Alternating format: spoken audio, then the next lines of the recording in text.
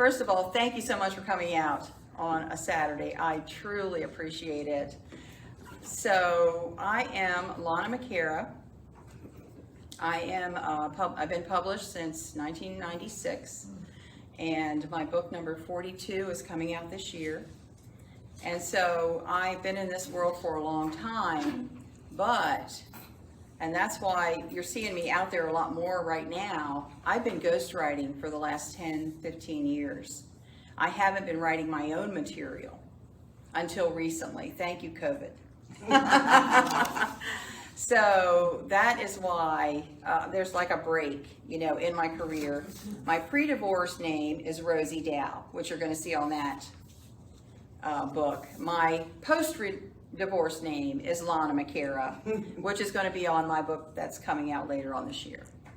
So that's, a little nutshell of why people always ask me why two names, There's more to it than I just picked a pen name. It was actually a life change for me. So. Did you hit record on the computer? Yes. Thank you. I started writing in 1982.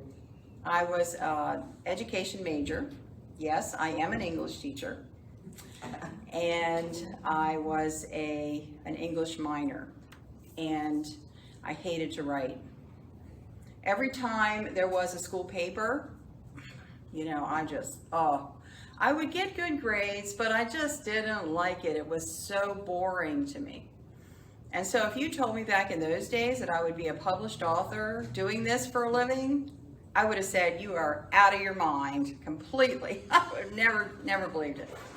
So I got married right out of college. I started having baby number 1, baby number 2, baby number 3. I had 7 children in 12 years because I wanted them. They were awesome. They still are, but they're all grown up now. And I was so bored. I was very active in college. I was always challenging myself mentally. I loved learning. And now what am I doing? I'm changing diapers, washing dishes, doing laundry, and I was just like, oh, there's got to be something else here. And my mother-in-law came over to my house one day with a stack of ladies' magazines. I don't know why. She just came over with a stack. I have no idea where she got them from because she didn't subscribe. But anyway, I think it was just a divine moment, right? And she walked in, set them down on the coffee table, talked a little bit, and left. Well, I'm there with all these ladies' magazines. I'm just like, okay, what's in here? Opened up and saw this advertisement. You can write children's books. That caught my attention. And I thought, no, I don't like to write. Closed it up. Opened up another one. You can write children's books. I'm like, okay, there's something to this. And they had a little coupon that you could mail in to get an aptitude test. They made you take an aptitude test. And so I filled it out, I mailed it in. I got my test, I did that. They came back with, you definitely have an aptitude for this. You could do well at this. I thought, well, it'd be something to take my time. I'd have something to learn and something to do. And so I was now pregnant with baby number 3. So we had 2 toddlers. My husband was making $7,000 a year. Now, you might think, well, that was in the 80s, but let me tell you, that was nothing in the 80s. We were barely scraping by. The course cost $300. And when I went to him with that, because I'm a stay-at-home mom, how am I going to work? I've got baby after baby. And I felt like I was asking him for a Cadillac. $300 to take this course. Somehow we did. Somehow it happened. And once I got into that course and started learning about creative writing rather than academic writing, I was hooked. Because my background, I love mysteries. I devoured my middle school library, and it was extensive. It got to the point where I started checking out books on the shelf, one after the other, every day, another one. I didn't want to miss any. I read the entire section in that big library. And so when I found out that I had the capability to do that, are you kidding me? I was on. And so I finished the course, I wrote my first book, and I didn't get published for 14 years. So I always tell that story to encourage people. If you have the writing bug and you feel like this is something that's inside of you wanting to come out, don't get discouraged. 14 years, not a single word sold. I rewrote my novel 5 times.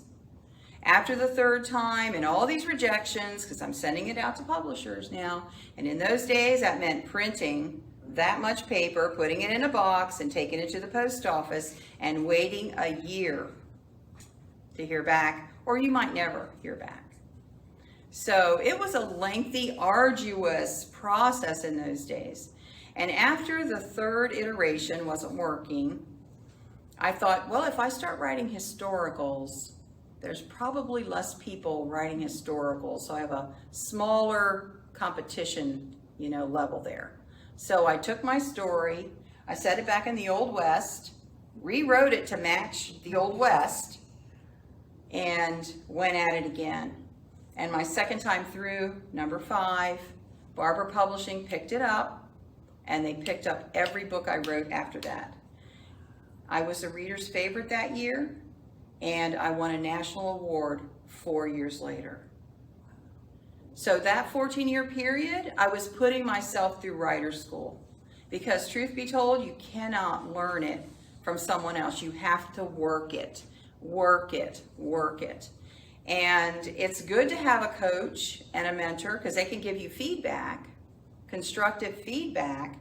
And I think one of the reasons it took me so long is I didn't have anybody like that. I didn't have anybody to tell me, your dialogue is stilted.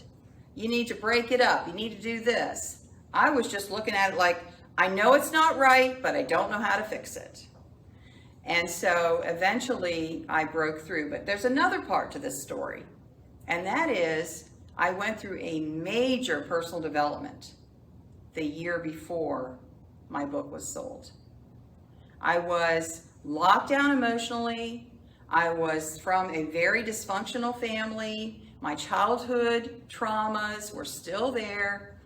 And when I was 37, I went through a major crisis, not physically, but I totally broke off with my family. It was like tearing my heart out, but I had to do it. Things had gotten too bad.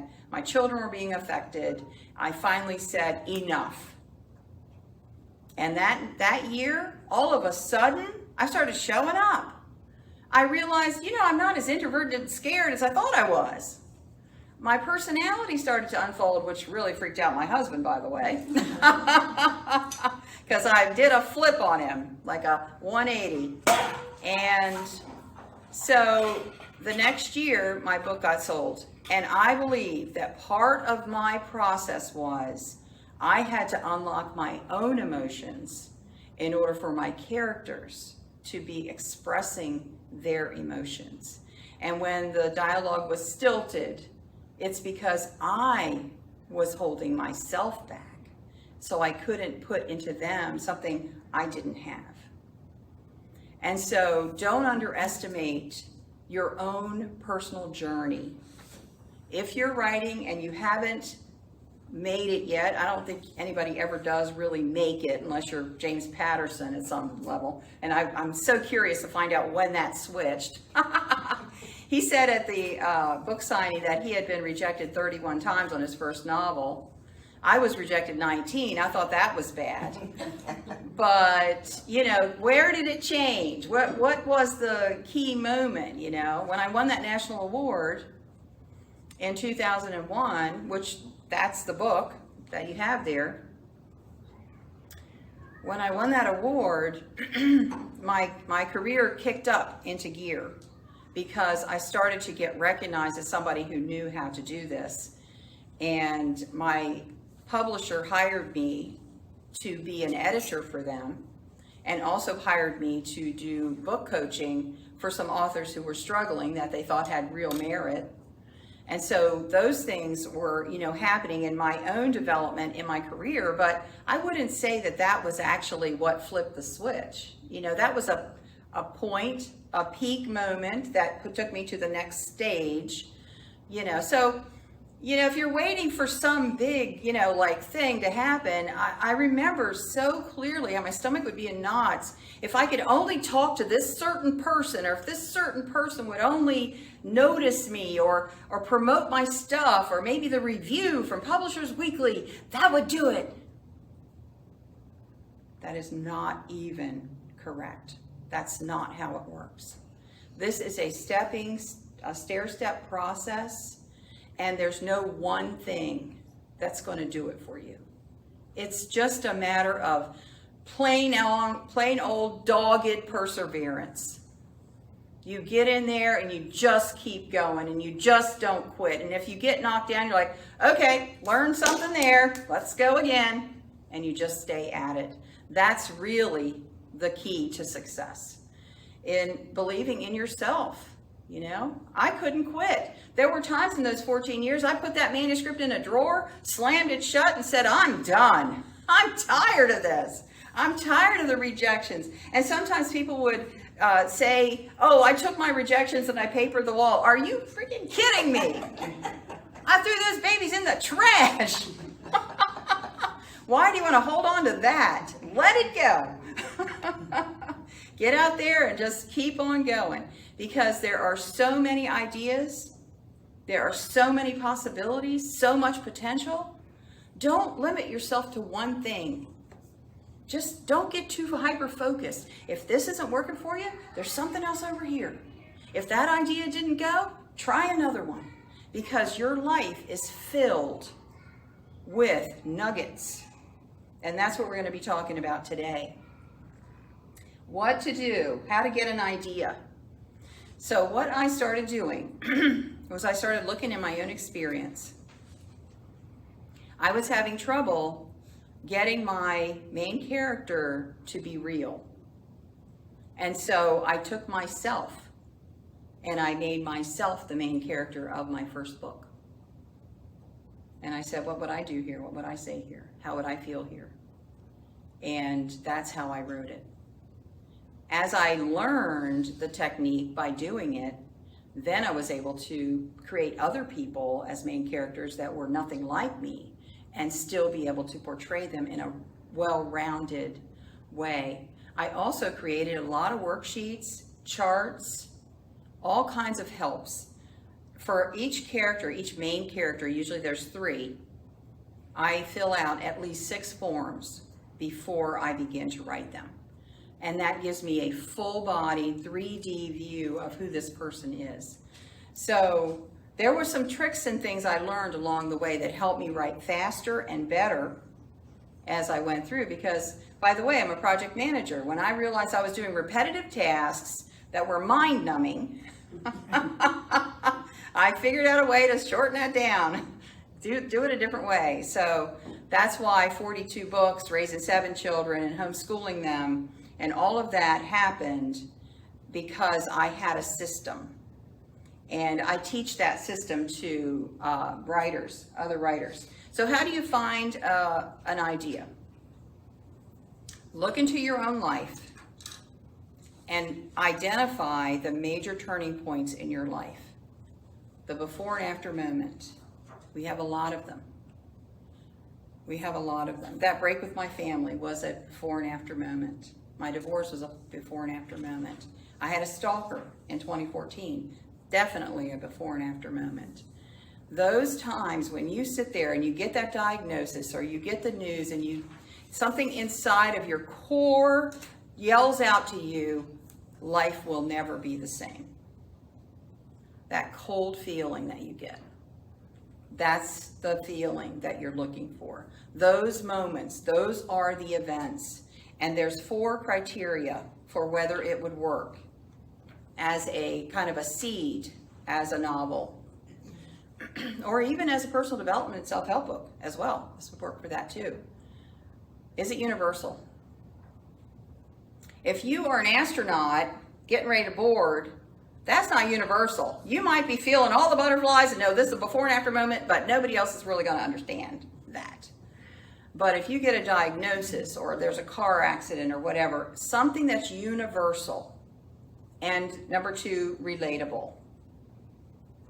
When my sister was diagnosed with cancer last year, it was a real eye-opener for me that this isn't just about getting better. Yes, there's getting better, but there's family stress, family grief, there's financial constraints, and there's scheduling time out of your life. This is a whole ball of wax, right? And so when you say cancer, that is something everybody can relate to, whether they've had it themselves or not. They know someone who has, and the effects of it. So relatable. And then emotional. Emotional. We're not talking about widgets. We're not talking about crypto. We're talking about human experience that is a change. And sometimes it's gut-wrenching, and sometimes it's awful. Sometimes it's not. Sometimes it's great.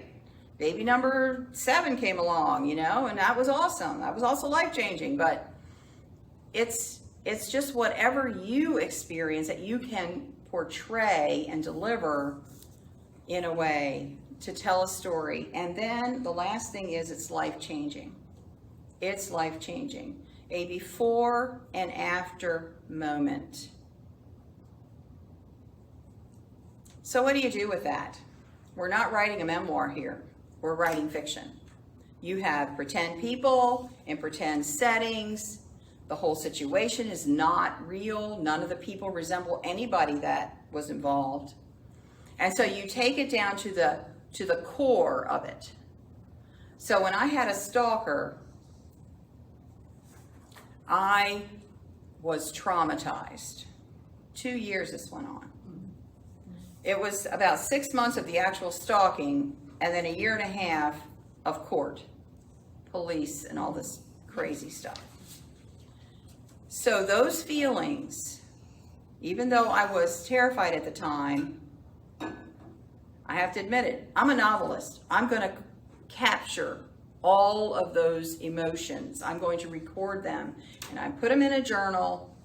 I recorded how I felt in my body, as well as what was going through my mind. And the sounds, when he tried to beat in the door in the middle of the night and the curtain fell off the wall. Those kind of things. The things you feel like I couldn't make this up if I tried. And so I picked up those events like nuggets hanging in the air, created this pretend person, she's a psychologist, and I dropped those things into that story where I knew who my stalker was. It was someone I had just broken up with who turned completely psychopath. I didn't know he'd been in mental hospitals before until then, too late. But she doesn't know who her stalker is, and she's got all these things going through her mind, like maybe it's a family member, one of my old patients, maybe it's this, maybe it's that. She was trying to figure out who was doing this to her because they were doing it anonymously. And then the escalation, because it starts off with just dead car battery, nothing more.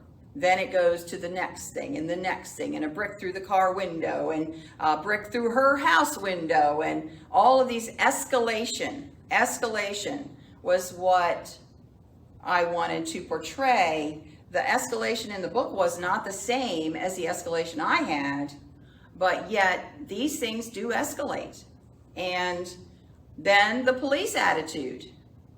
They come up there, they come in all big shot with their car and their big, things on their belt and all this, and they come up to the door and they're like, yeah, what's up? Well, so-and-so did this. Oh, really? What were you doing to make them do that? It was like, what, are you kidding me? I'm the victim. And every time I called the police, which I called them 12 times, they made me feel like I was wrong somehow. And I was doing absolutely nothing to create this. Only thing I said to him was, I don't feel like it's working out. I'm just not, this isn't the life I want. Thanks a lot. Very, very nice to know you, and bye. It wasn't even a fight. So those pieces of it, see, are the core of the events in the story. And then you make subplots and all these other things. But being able to take those real moments, because truth is, you can't make that up. It's real. And when you embed those things into the story, your readers go, wow, I just can't put this down. It feels so real. Well, guess what? It is. And it comes out of your heart because it's something that you went through. And then the other piece of it is that you wait until you're healed from it enough to be able to get the reader through it, to get the character through it. So I waited 7 years before I wrote about the stalker thing. I was very, very traumatized.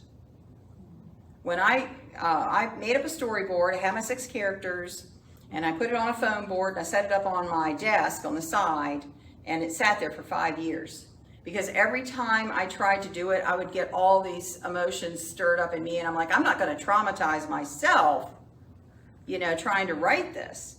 And so when I finally had that 3-month block of time, I sat down and like, please, let me do it this time. And I was able to do it.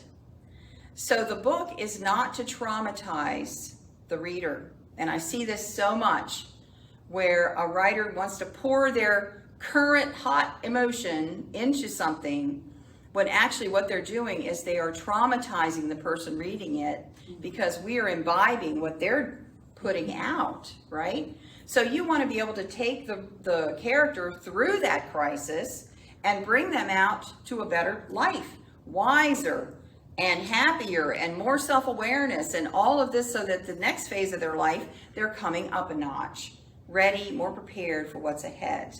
That is the goal, because you want to leave the reader on an upward swing where they feel like, wow, I feel better. I feel more prepared myself. This has enriched my life. Instead of like, oh God, that was horrible.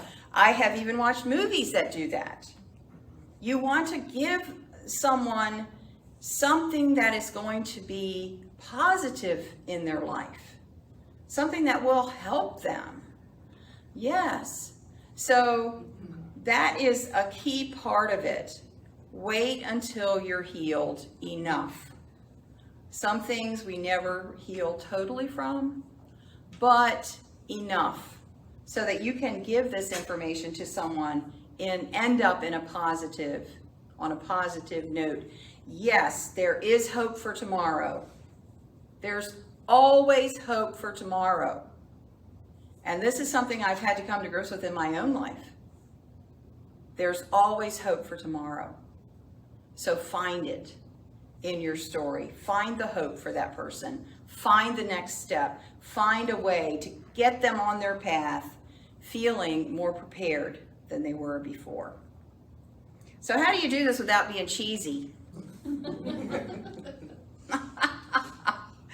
When I was editing for the publishing company, I'm just like, oh, because people had really great ideas and a wonderful message, but they didn't know how to deliver it. And when you are passionate about something, it's so easy to have your characters spouting out these truisms and preaching at each other and lecturing and all this in order to get it into the book. Like somebody says, hey Joe, how did you deal with your son getting killed in that car accident? Well, Tom, I did this and this and this. Really? I don't know anybody that talks like that, especially not a man. So how do you do it? You take the impetus, the healing part, the dealing with it part, the personal development part, and you create a character who does it, not talks about it. So for me, in the stalking situation, I came up in a home that had domestic violence in it. I had that in my background.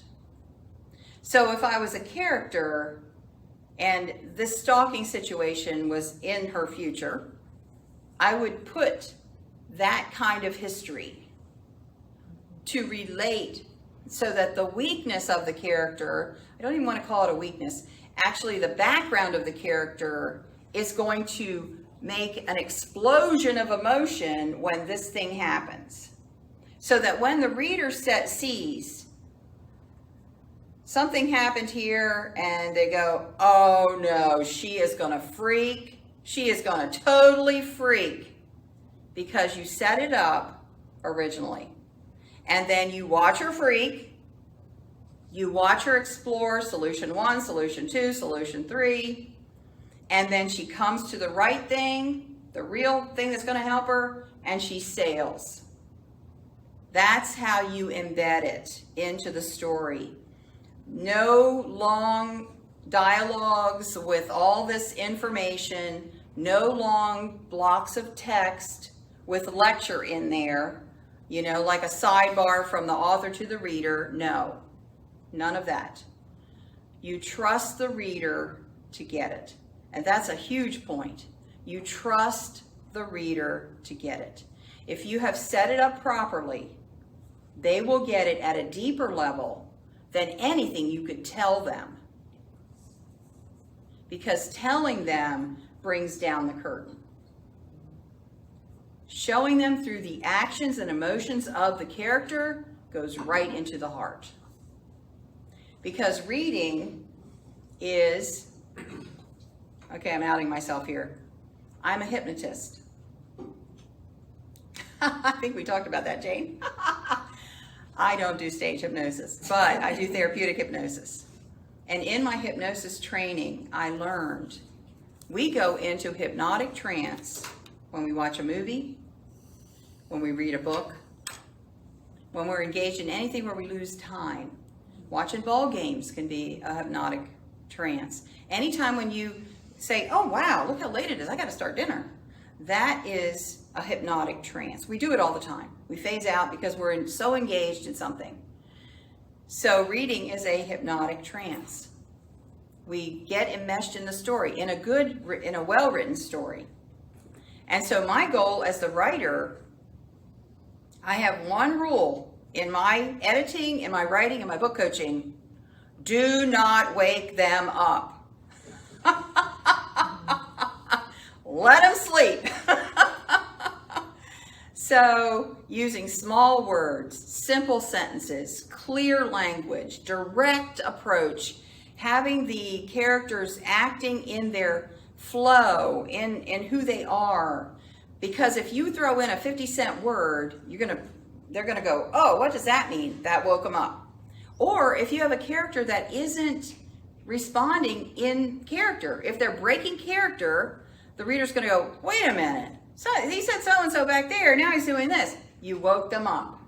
So it's really important to just keep it going. I tried my best to write at the 4th grade level.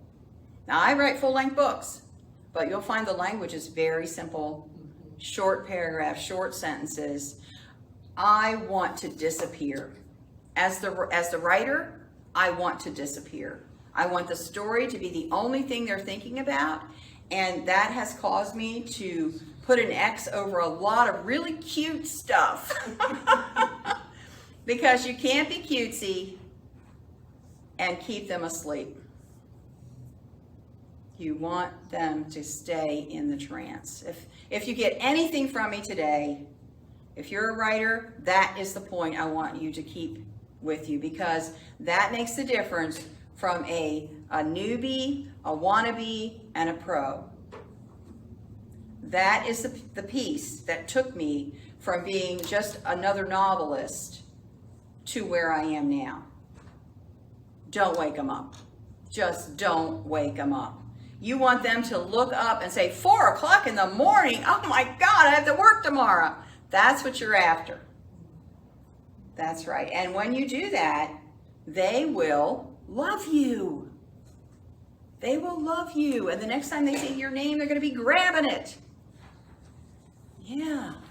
You have to disappear in order to be seen. Isn't that amazing? So the last point that I have today is how to get sold, because that's what we're talking about. You create your story with an internal conflict of the person that is relatable, universal, emotional, and life-changing. That's what we're talking about. That's the theme. That's the crux of the personal development part. But then you want the external conflict to be something that you can hook into in the world. People have an interest. The book coming out this year is called Shaken But Not Stirred, and it's the stalker story. And the hook is domestic violence, stalking. How does this progress? What do you do about it? I have an author's note at the end saying this is an organization that helps people that have been stalked. With statistics, 75% of the women who are murdered are stalked first, and 50% of those report it to the police and they still get killed. Those are the things that hook into some focus, because it's really hard to get publicity and public relations as a novelist. You have to find a point of focus that people gravitate to, that there's interest in. You have to find a place to land. With James Patterson, he said it was sports. They went into sports and started writing sports stories for kids because they knew kids are interested in that.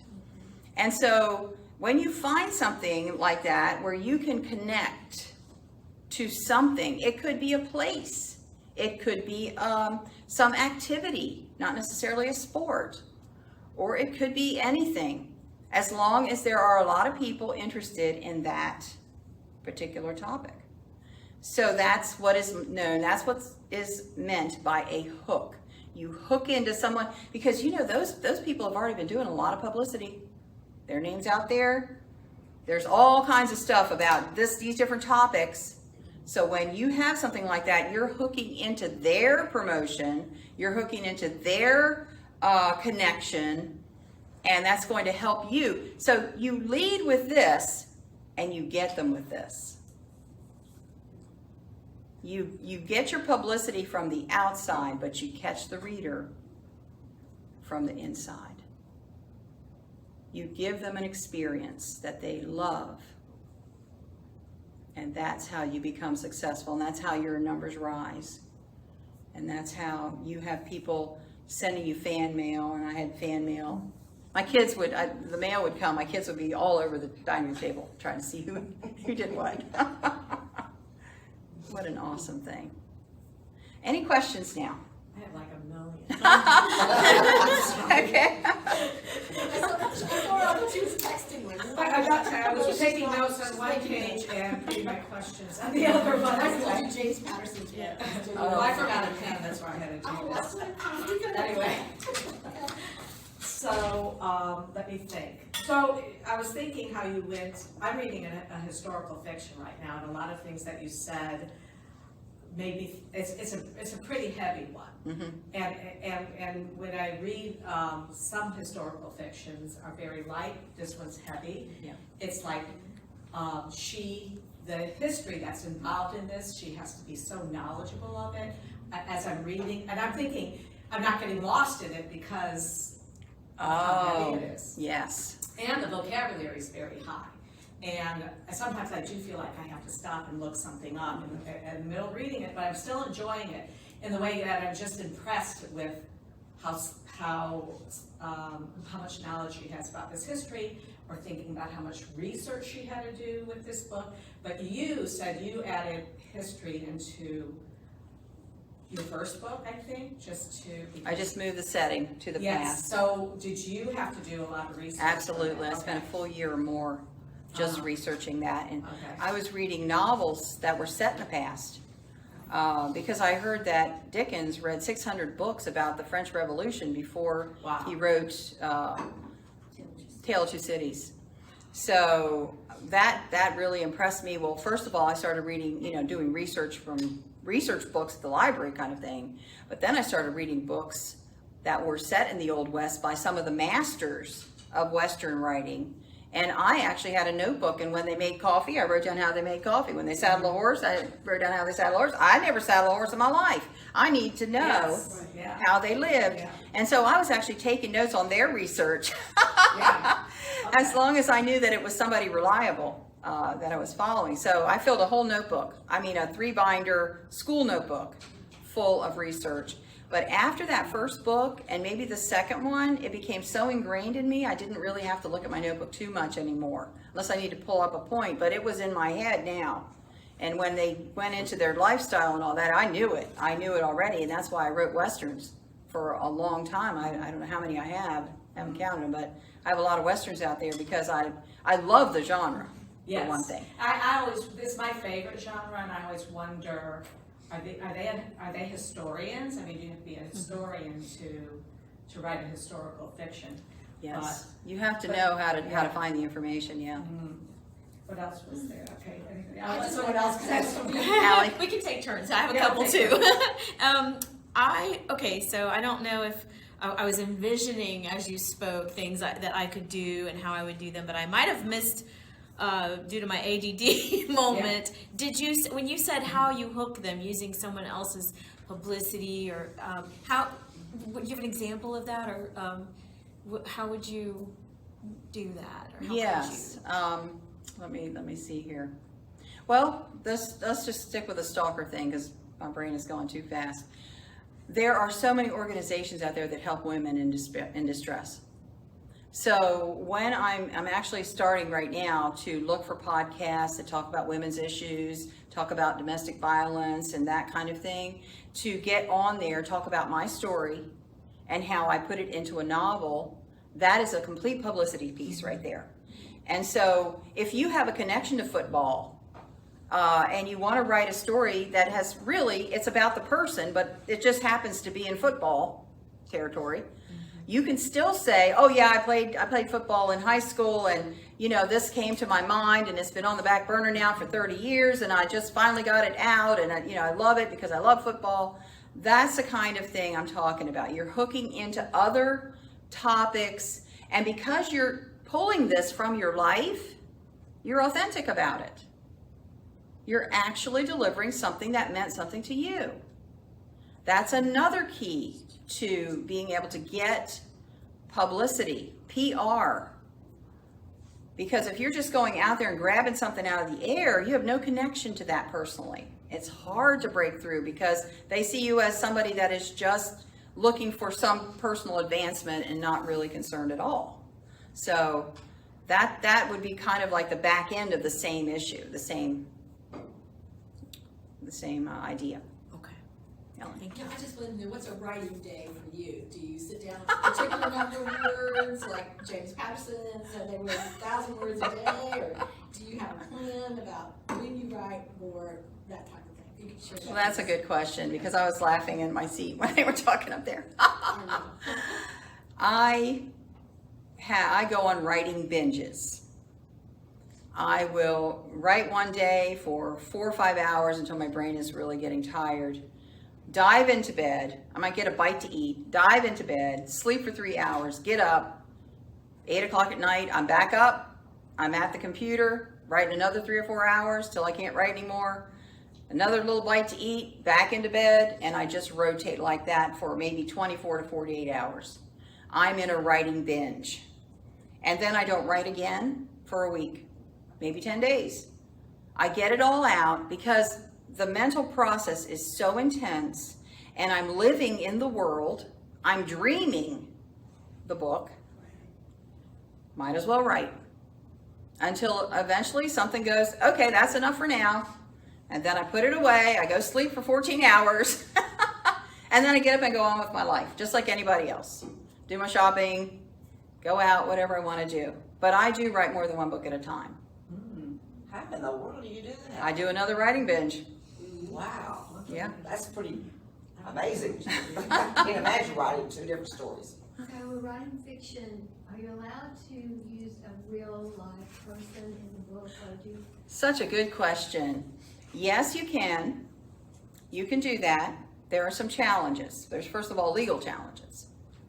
But the other challenge that I have, which is one of the reasons why I just went with straight fiction, except for Reaping the Whirlwind. Reaping the Whirlwind has a whole lot of real people in it.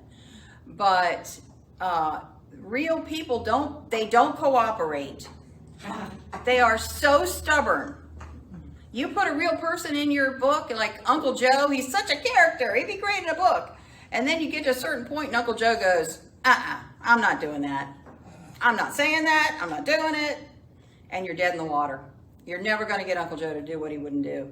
And you need the character to mold to what you want in order for the story to progress. You're the boss here. And Uncle Joe won't cooperate. So what I do is I will take the character, like Uncle Joe's quirkiness, put that quirkiness into somebody else. So I capture the part of that person that I like, but I make another person that will listen to me when I tell them what to do. I have one more question. Yes. So you just mentioned that you are on your computer. Well, I'm really old school and I do everything by longhand. Does it matter? And I guess when you submit a script, does it have to be typed? Oh, yes. For submission, it has to be typed. But if you wanted to photocopy your pages and hand them off to someone to input for you, you could definitely do that. Even a high schooler could do that and make a little extra money. So I would, do your process, because that's how you work best. When Dragon, Naturally Speaking came out, I thought, I could talk my book. I wouldn't even have to worry about it, because I was getting carpal tunnel in those days. No longer have it, thank God. But, I couldn't do it. I found out that my thoughts come through my hands. If I didn't have my hands going, I couldn't think. So I just had to keep typing. That's what I've been doing all these years. Hundreds of thousands of pages I've typed, but that's my process. So do what works. Now, do you have a pattern of when you write? I know some writers will start at the end. They already know how they want their story to end, and they kind of start and they work backwards. So when you're starting your, especially fiction, are you looking at starting at the beginning, or do you plot these out in sections, or what do you do first? When I was first starting, I would take the high points of the story and write them and kind of piece them together. But since I started my charts and notebooks and all that, I have a structure where I set up every scene, and then I sit down and I just write the scene. That's why I can write so quickly. So I work from chapter 1 to chapter whatever in sequence. Now, that being said, I have my previous chapters over here, and if I come to a point here and I'm like, hey, this relates to that, and then I look on my chart, oh yeah, that's in chapter 4. I go back to chapter 4 and I find it and I tweak. So I'm constantly going back and forth to make it match in the moment. I do not wait till later for anything, because I will forget. Or even if I note it down, I'll forget the magic. The magic will leave. So I will go back, make that right, leave a comment for myself, and then go on and keep going forward. There's something I learned about first drafts, which I really want to share with you, because I had such a hard time with first drafts. I would just, Fall in love with it. I beat myself up, until a very wise person said to me, and I don't even remember who it was, a first draft doesn't have to be great. It just has to exist. You can't fix it until it's written down. So stop stressing about it. Just pound it out, write it down, and then go back later and you'll be fine. But if you sit there and stall, worrying about if it's good or not, you're never going to get anywhere. So I write from beginning to end, I do my little tweaking, and then I start back at chapter 1 and I do a really deep dive on the editing and the flow and all that stuff. Gets a really good going over, and that will take me a few weeks to work through it. But now that the first draft is complete, I know where I ended up, and I can, do that whole dance, and it feels really great. I love second drafts. I love them. With that said, so do you know other authors, like what she said, who might start in different sections that have been successful with that, or do you have any tips for that kind of method? Everybody has their own thing, but one of the things that's really important is to capture your joy in the moment. So if you have a scene that you really love and you really want to, get out there, then write it. Because until you do, it's going to keep going around your head. So put it on the paper or in the computer, whatever, and let it sit there, and you've got it now. You can focus on something else. Snatches of conversation, the different parts of it. And, when I say I'm dreaming the book, I'll be sleeping, and all of a sudden I'm dreaming about this conversation, and my eyes will pop open. I'm running to the computer to get that in because it was good, and I don't want to lose it. So write what you have, going on up there, and get it down for later. It's so important to do you. Just do you. And you're charting it out. Yes. Using like Excel or No, just kind of a Post-its. No, I have forms that are like this, printable forms. Also, you can fill them in on the computer. You don't have to print them. I always print everything. I'm scared to death I'm going to lose something, so I print it and put it in a notebook. I'm teaching a course called How to Write a Novel That Sells, and it's going to be starting on February the 5th. So in the course, I teach all the charts, all these things we've been talking about. We go through plotting, characters. There's 2 modules on characters, setting, how to get your theme solidified, and then how to polish your book and get it ready for publication and make yourself stand out when someone reads your manuscript. And I think that's on the paper you have there, howtowriteanovelthatsells.com. I'm just about to launch that in about 10 days or 2 weeks or something like that. So it's something we can go right and look at? Or Sure, just go on when you get home or whatever, just Okay. take a look and you can see what's there. Which kind of writing do you think is, for a first-time writer, do you think that a self-help book or fiction would be a good place to start? Whatever's in your heart. Okay. Whatever's in your heart. This is a long-term project. That book, Reaping the Whirlwind, took me 2 years. Now, I want to explain why that's new. It's a new old book. It came out in 2000 and won the Christy Award in 2001. And then the publisher went out of business. The book has been out of print for more than 10 years. Nobody wanted to reprint, and I found a publisher that just brought it back. Morgan James took it. They just are getting ready to release it in June. I'm so thrilled I got this book back. This was the pivotal book in my career. So, yeah, it's a treasure to me to have that book available again. It's been out for a long time. Have you ever done a series? Oh, yeah. That first book that I did, Megan's Choice, I didn't plan to do a series, but I had such an outpouring from the readers and so much fan mail. The publisher was open to going forward.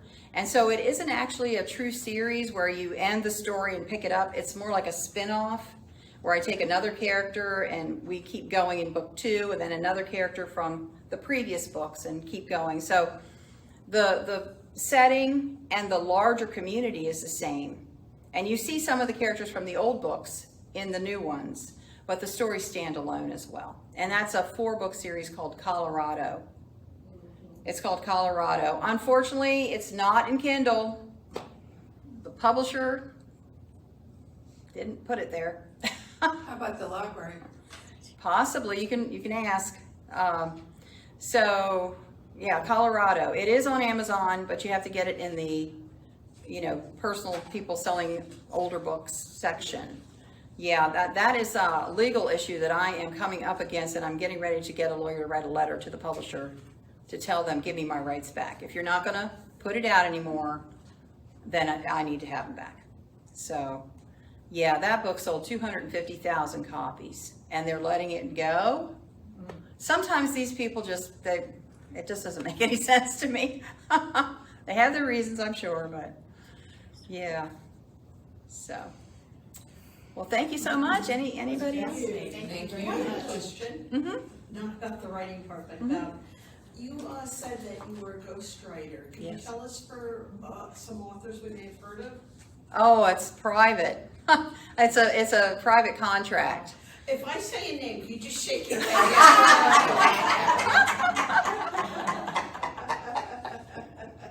Do you have somebody in mind, really? Yes, I do.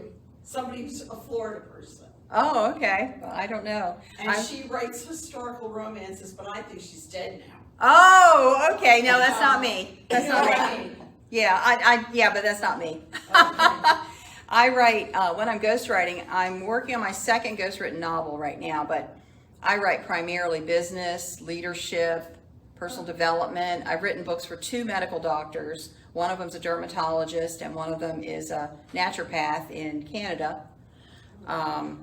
So I write different topics. I wrote a book on project management for a company in Baltimore, and that book is out because they told everybody I was their ghostwriter, and I can tell you what that one is. It's called The Red Pill Executive by Tony Grubel. I loved it because they wanted to use movies to portray the different things that they were telling about project management. So it turned from a dull, boring book into this wonderful book. We're talking about Jaws, we're talking about all this other stuff, and I had a blast writing that book. So that one, was like one of my more fun ones that I did. So ghostwriting, tell me about that, because I mean, I know the person, you write for someone else, but how, are they involved? Oh yeah. So it's basically usually someone with a business or a company, wants to put out a book on some topic, and they've got some material. Usually they have some material, but they just don't have the expertise or the time to make it into a book that's quality. And so it's just like hiring a plumber. You don't want to get under the sink, you hire a plumber. Well, if you don't want to be at the computer for hours and hours putting this together, you hire a ghostwriter. And the contract is private, secret. That's why we're called ghosts. We're in the background. So I will meet with the client, first of all, to make sure we get along. I'm not going to take a client I don't get along with, because we're going to work together for a year. And then we go through the overall organization of the book, and we have 2 meetings, extensive meetings, talking about the chapter development, what material they have, how it should go together and all that, and their marketing, so I can embed the marketing. And then we, from that, we get a table of contents and a chapter outline for each of the chapters, kind of have a plan.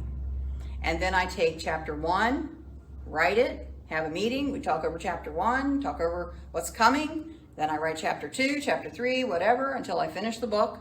And then I go back through it and edit it.